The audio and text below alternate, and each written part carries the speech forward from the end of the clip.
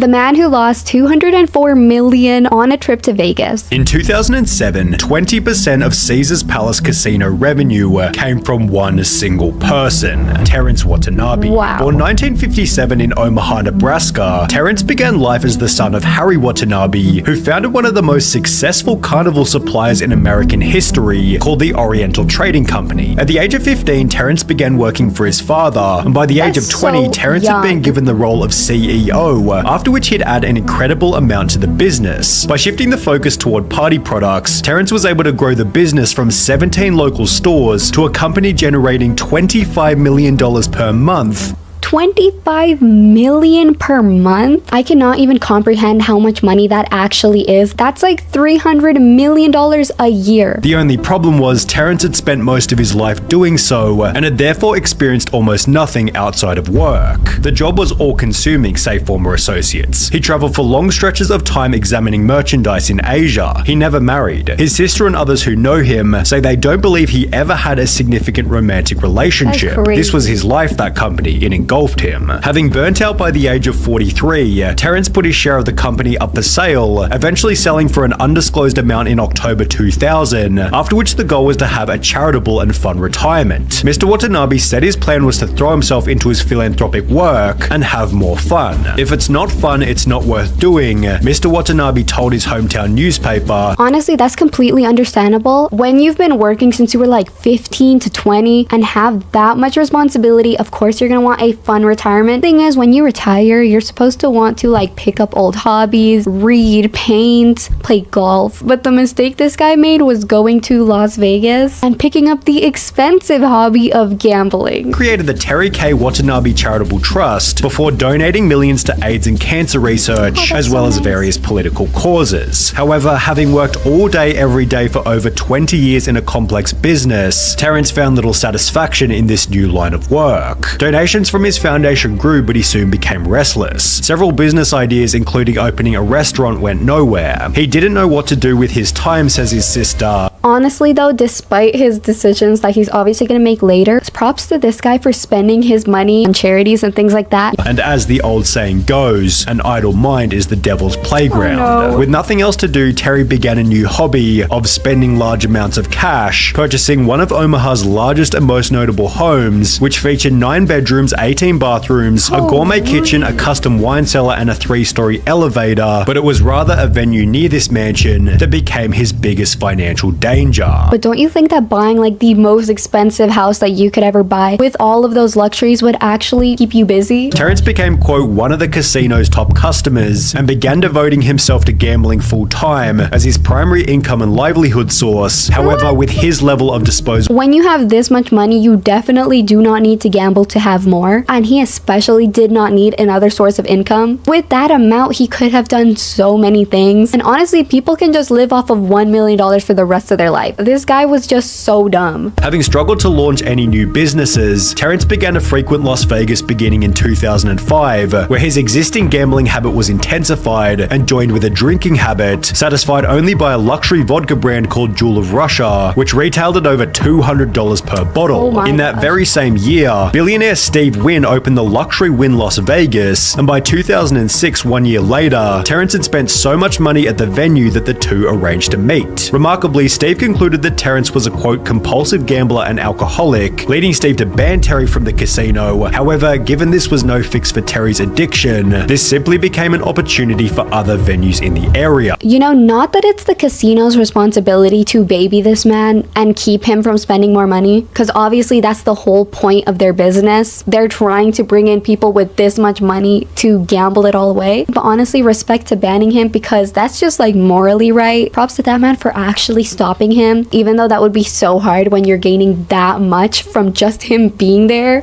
Terry decided to take his money over to Caesars Palace, where a marketing executive promised to give him substantially more advantageous arrangements than the Wynn with respect to player comps, rebates, and other incentives. This is how you get them. Offering them all these little things really just makes them go back. Honestly, it's so like morally bad to do this, but I cannot imagine how much they gained from this. He gets his own private table, personal personal transportation. And it looks like these were just private rules that they had for him because his name is in like almost all of these. Casino created specifically designed incentives to keep Terry gambling at their venue. He was given tickets to the Rolling Stones, $12,500 a month for airfare, and $500,000 in credit at the gift stores. Haraz also offered 15% cash back on table losses greater than $500,000, special high-limit games, and other incentives. Wow, they're literally reeling him in with these little things so much. Imagine how much those Rolling Stone tickets actually cost. There are stories about his behavior while gambling. Al DeLeon and Christian Kunda, two of Mr. Watanabe's personal handlers at Caesars, say he had thousands of Tiffany gift boxes filled with $50 gift cards or $100 gift coins that he would hand out to bartenders, nightclub operators, security guards, and others. They say he once told a security guard to go to a supermarket and buy every cut of steak and then proceeded to hand them out to employees. Honestly, it's kind of crazy that none of the employees like ever stepped in to do anything, but how could they when they were getting literal gift cards from him? Probably the most insane tips ever, and I'm sure that it would have cost them their job if they had tried to like interfere with how much money he was actually giving this casino. The casino then literally created a new tier above this called chairman, of which only Terrence Watanabe had the status of joining. Having been handed what you might call the ultimate life, Terry decided to stay in Vegas, yet with no intervention and nothing else to do,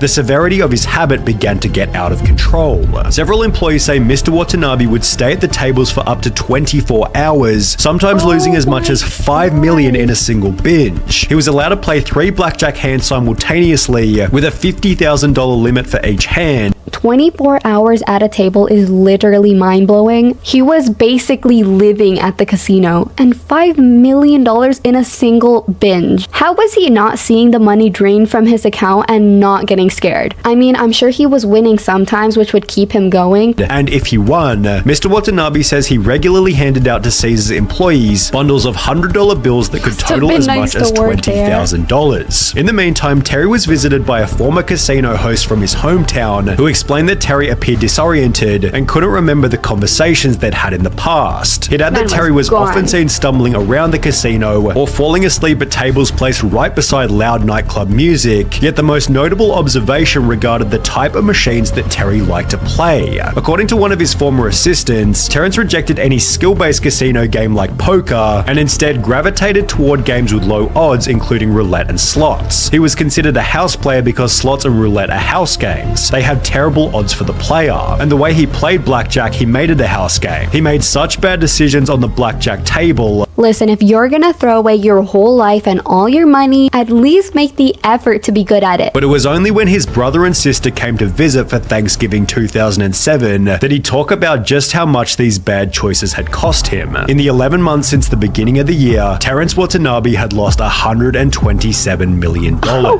my gosh.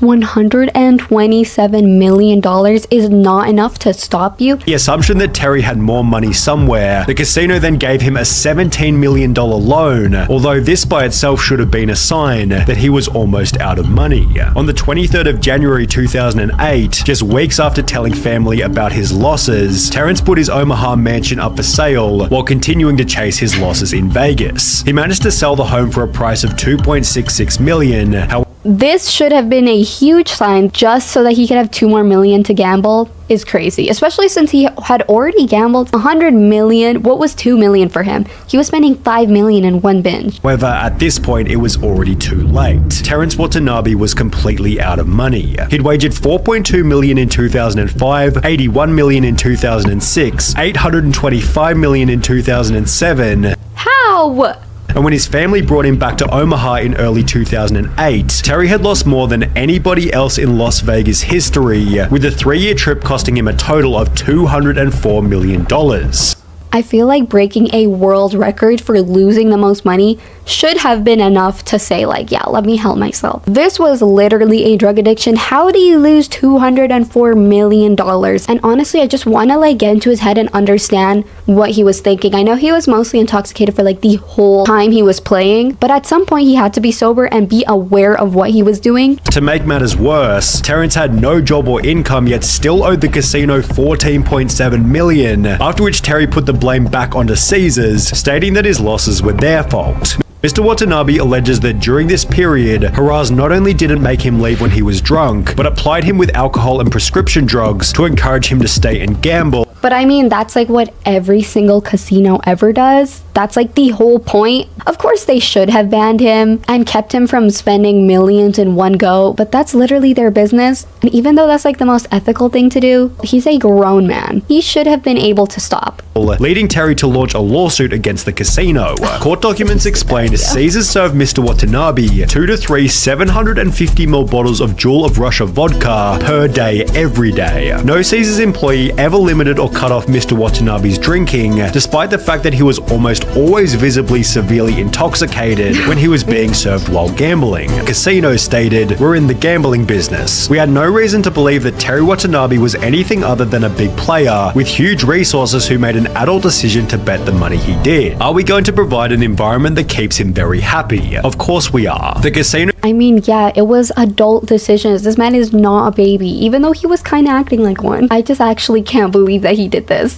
They then launched criminal proceedings against Terry, meaning that on top of everything, he was now facing up to 28 years in prison for the unpaid $14 million. Are you really telling me that there's some people who kidnap and kill people, and this man was gonna face almost 30 years for not paying back that loan? That is kind of an extreme sentence. An article was then published in the months that followed, announcing that both Terry and the casino had each dropped their lawsuits. However, Terry's life never recovered afterwards. My name is Terry Watanabe. I've been diagnosed with prostate cancer. On the 29th of July 2017, Terry announced that he had cancer, hoping to raise $100,000 on GoFundMe for treatment. Despite this, he was unable to reach his goal, yet still managing to raise an impressive That's really amazing, $28,000. though. That was honestly a crazy video, but I really hope that you guys enjoyed it, and I will see you guys all next time. Bye!